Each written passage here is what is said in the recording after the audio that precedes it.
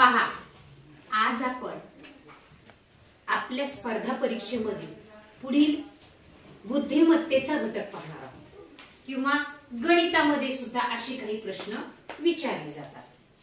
मग आता या प्रश्नाच्या उत्तरापर्यंत आपण कसं पोहोचायचं किंवा आपलं बरोबर उत्तर आपण कसं शोधायचं आणि आपल्या परीक्षेमधील किती गुण एका प्रश्नाचे 2 हमखास कसा मिळवायचा याची क्लुप्ती आपण पाहायची. आता आपण हे जे अंकांवर आधारित, मग ते बेरजेवर असतील, अपूर्णांकांवर असतील, वजाबाकीवर असतील किंवा गुणाकारावर, वेगवेगळ्या क्रियांवर आधारित या ठिकाणी काय दिलेले असतात, उदाहरण दिलेले असतात, प्रश्न दिलेले असतात.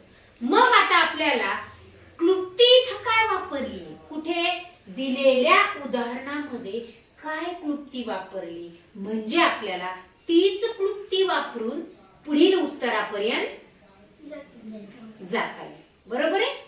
कारण नावच याचं काय, म्हणजे मागच्याचा कसा संबंध आहे तोच काय होणार आहे पुढं कंटिन्यू मध्येच तोच सहसंबंध पुढे येऊन आपल्याला उत्तर मिळणार आहे.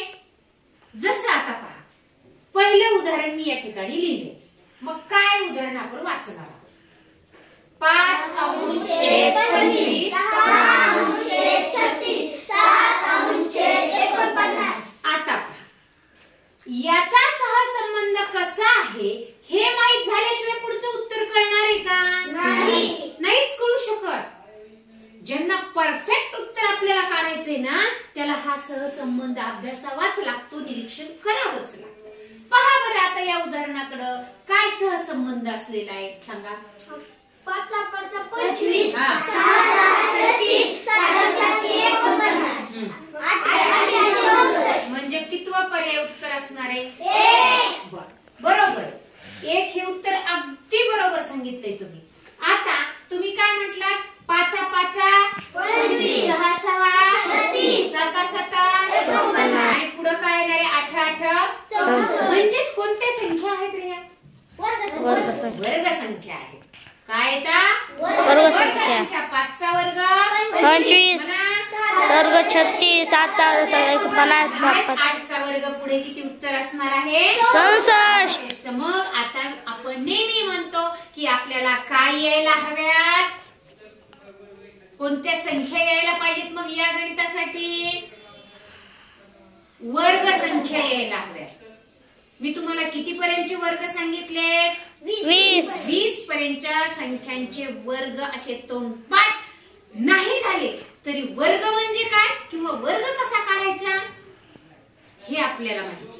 त्या पद्धतीने आपल्याला गुणाकार करून वर्ग काढता आला पाहिजे. 12चा वर्ग म्हटलं की 12 गुणिले 12. घन म्हटलं की तीच संख्या किती वेळेस गुणायची असते? घनाला 3 आणि वर्गला 2 वेळेस. मग आपल्याला तिथपर्यंत जायचं. आता पहा, म्हणजे या गणितावरून कळालं आपल्याला उदाहरणावरून की आपल्याला काय यायला पाहिजे? वर्ग यायला पाहिजे. किती पर्यंत? 20 पर्यंत. आता पाहूयात पुढे. चला वाचा उदाहरण. 2 3 12 छेद 18 12 छेद 18. पुढे काय केलं? सहसंबंध मागचा बघायचा, निरीक्षण करायचं, गणिताचं निरीक्षण करायचं. उदाहरण इथे आहे.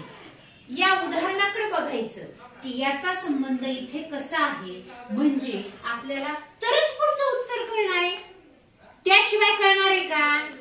मग बघा, 2 अंश छेद 3 12 अंश छेद 18 10 अंश छेद 15 कसा सहसंबंध आहे? तुम्हाला मी याच्यापूर्वी संक्षिप्त रूप शिकवलंय.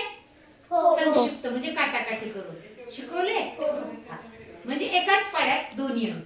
आता पहा, याचं संक्षिप्त रूप होईल का? 2 कशाच्या पाड्यात आहेत का? नाही. 3 कशाच्या पाड्यात आहेत का? नाही. म्हणजे त्याला कशाच भाग जात नाही. म्हणजे आता नक्की 12ला 18ला भाग जातोय, 10ला आणि 5ला 15ला पण भाग जातोय. मग आता याचं संक्षिप्त रूप असं करायचं की जे 2 अंश छेद 3 आलं पाहिजे. याचं सुद्धा संक्षिप्त रूप असं करायचं की किती आलं पाहिजे? बघा आता 6 दुने 6 त्रिक 18 आलं. याचं संक्षिप्त रूप 2 अंश छेद 3 एकाच पाड्यामध्ये असल्या पाहिजे.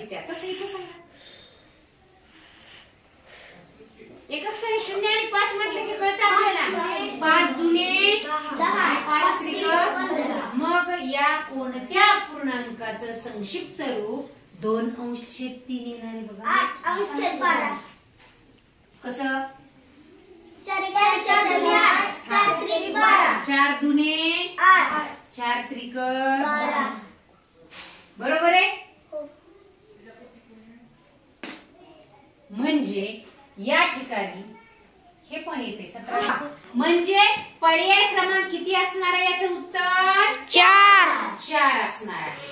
संक्षिप्त रूप म्हणजे एकाच पाड्यामध्ये त्या स्थानी त्या दोन्ही अंक असतात.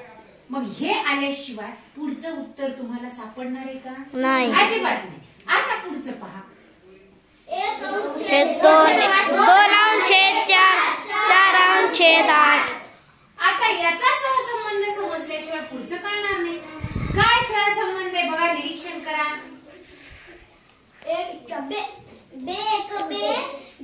1 की 2 2.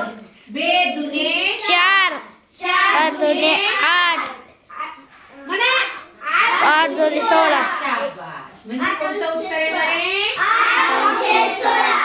बघा, म्हणजे अंशची दुप्पट छेद. या छेदाची दुप्पट ही हा छेद इथे बघा. या छेदाची दुप्पट इथे. आता या छेदाला ची दुप्पट इथं. म्हणजे पहा, तुम्हाला या अशा प्रकारची जेव्हा उदाहरणं येतात की नाही, तेव्हा नावच त्याचं सहसंबंध आहे. मागचा संबंध लक्षात आल्याशिवाय पुढचं उत्तरापर्यंत आपण जाणार आहे? नाही. अजिबात जाणार नाही.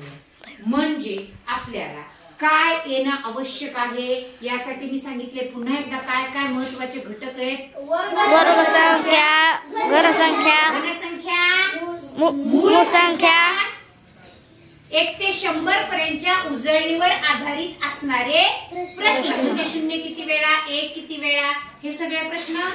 किंवा 2 अंकाचा गुणाकार तिसरी संख्या असते, किंवा सगळे सम असते ते एक विषम असतो. म्हणजे अशा कृत्य आपल्या पटपट डोक्यामध्ये जर आपण पटकन चालवल्या तरच आपल्याला उत्तरापर्यंत जायला सोपं. आपला मार्ग शॉर्टकट असेल स्पर्धा परीक्षेत तर आपल्याला उत्तर बरोबर येतं आणि कृती पटकन आपल्या लक्षात आली तर आपला गुणही पक्का होतो. लक्षात आले? म्हणजे या प्रकारचे प्रश्न आपल्याला परीक्षेमध्ये आले की आपल्या पटकन लक्षात आलं पाहिजे. क्रमाने येणाऱ्या या मालिकेत या गाळलेल्या रिकाम्या जागेत पुढीलपैकी काय येईल? डायरेक्ट उत्तर येईल का? नाही येणार. त्यासाठी मागचा सहसंबंध काय करावा लागणार आहे? आपल्याला समजून घ्यावा लागणार आहे. तेव्हाच पुढे आपल्याला कळणार आहे. लक्षात आले? यावरचा स्वाध्याय आपण आता सोडवणार.